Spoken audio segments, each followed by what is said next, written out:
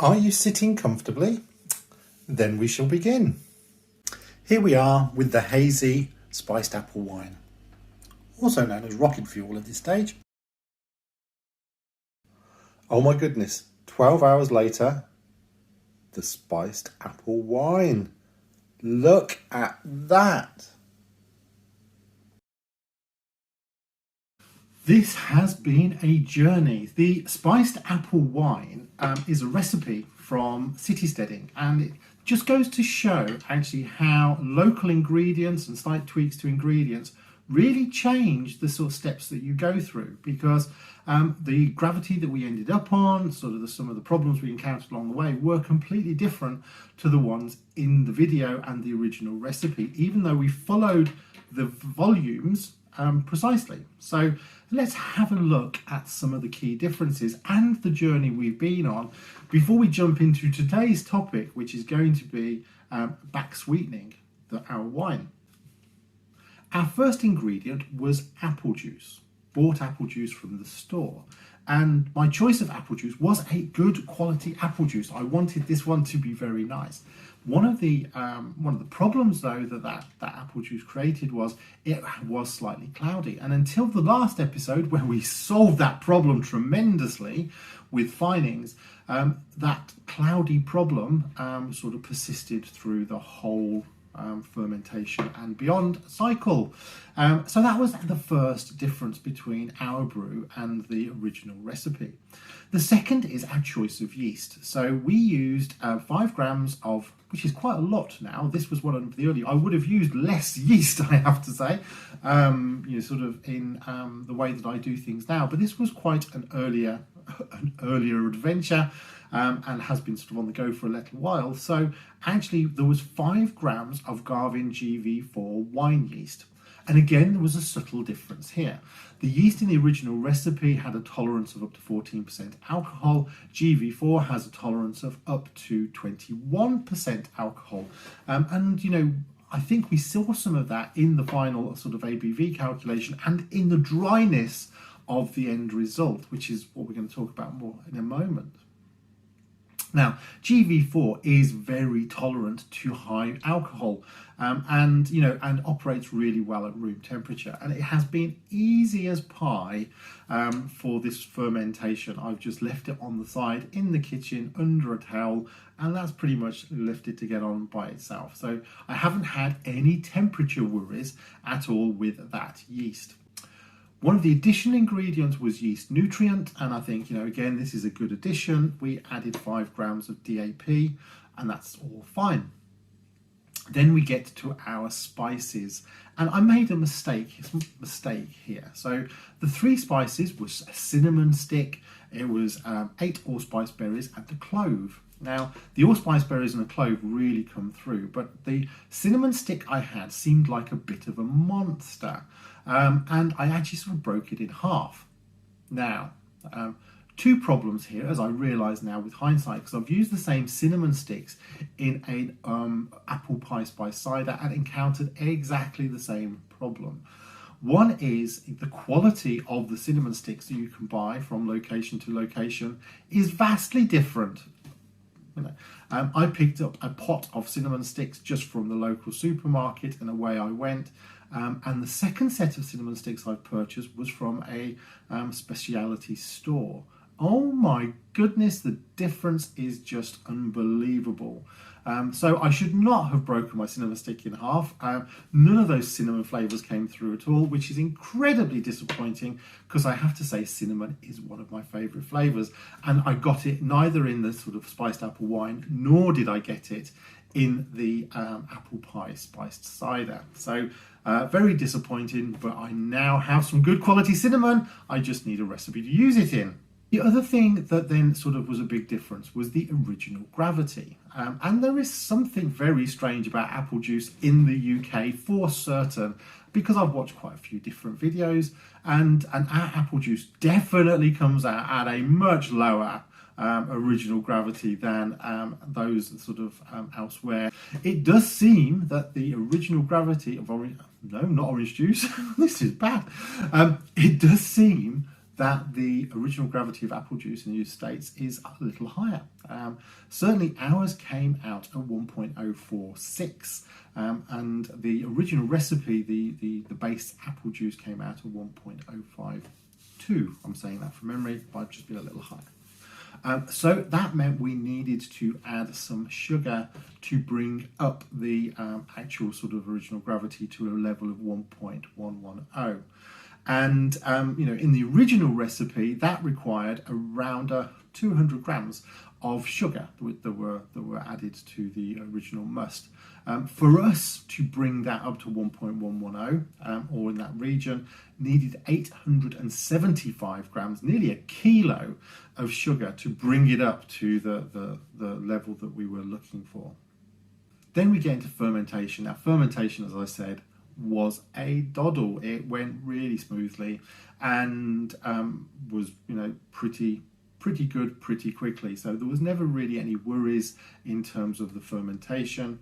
And the final gravity that we measured when we racked it just a short while ago, took it off the spices, was 0.985. So it was both at that point an incredibly cloudy brew, and it was also an incredibly dry brew. And I described it at the time as, oh my goodness, I've made some rocket fuel. And I think that rocket fuel comment was more due to the dryness of the result at that point. So and it's only been in hindsight, as we've worked through the various steps since, that I've felt that. Now the spice aromas come through really well, albeit not the cinnamon one, and certainly the clove one comes through the strongest, but you can also detect some element of the allspice berries in there.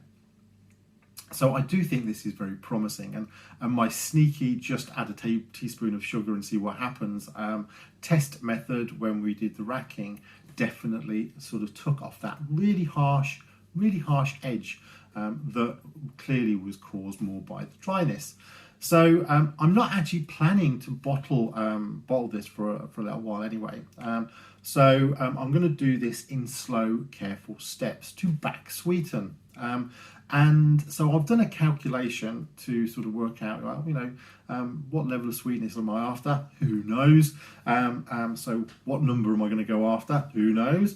And I put the calculation several calculations into the old online calculators for sweetening.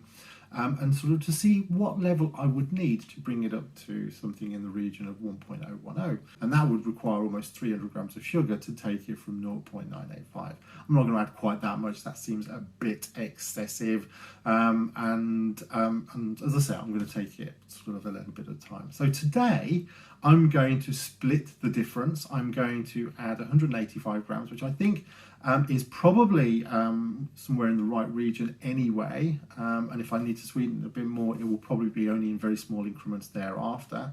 I'm also going to use erythritol, which is the non-fermentable sugar, so there's no risk of restarting fermentation. And then do a little swifter of a test. So that's the final point of the video this morning, is before you move into bottling, wherever you possibly can, it is worth just doing a little bit of a test. Are you bottling what you are looking for? Now, some things are going to mature and condition in the bottling phase. Some things are just not going to taste very nice, flat and uncarbonated.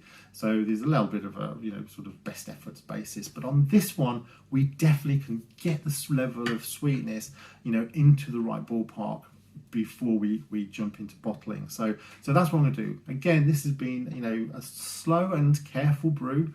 The finings worked incredibly, so it's now a lovely clear wine. So I'm quite thrilled about how it's looking.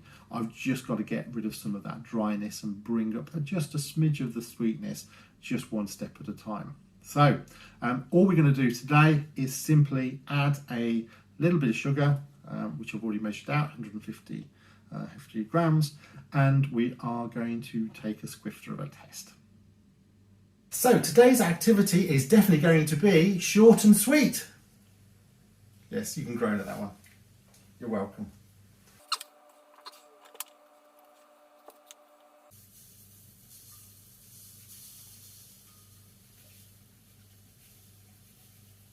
All sanitised, don't fear.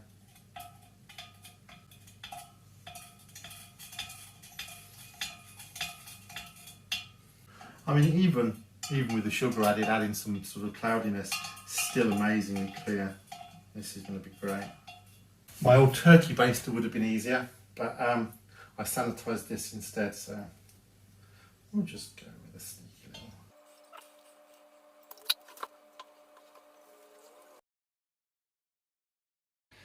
I didn't want to take too much, you know. It's I've already been drinking with breakfast because I did the seltzer a moment ago.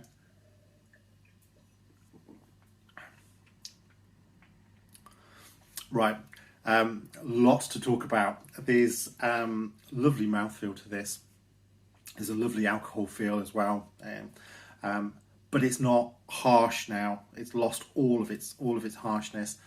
It's not sweet either. So I think it's probably what would be called medium dry, which perhaps is roughly the right sort of the right target for this. Yeah, I think I'm going to sort of just leave it alone for a week. If I add any more sugar, it's going to be a very tiny amount now, because it's very close to what I'm looking for bottling. I didn't really give it all time to mix. You know, so the thing about these non-fermentable sugars, like erythritol, they are very powdery sugars. They dissolve very, very easily. So there is a fair chance it did fully dissolve actually. But this is now getting very close to bottling exactly what we were hoping for, and more in line with where the actual original recipe landed. We just took a more circuitous route to be able to get the same result that they achieved sort of first time. Just down to a slight variation in ingredients made a massive amount of difference, but still been great learning curve in terms of, you know, stuff that we found along the way. I was worried actually at sort of various times that really this was just a failed experiment, and I think going through it systematically, first of all looking at the finings, then sort of looking at the dryness and the sweetness, and we are very close. So just a little bit more to do, but I'm going to leave it alone for a week and then come back next Saturday and see what we can do.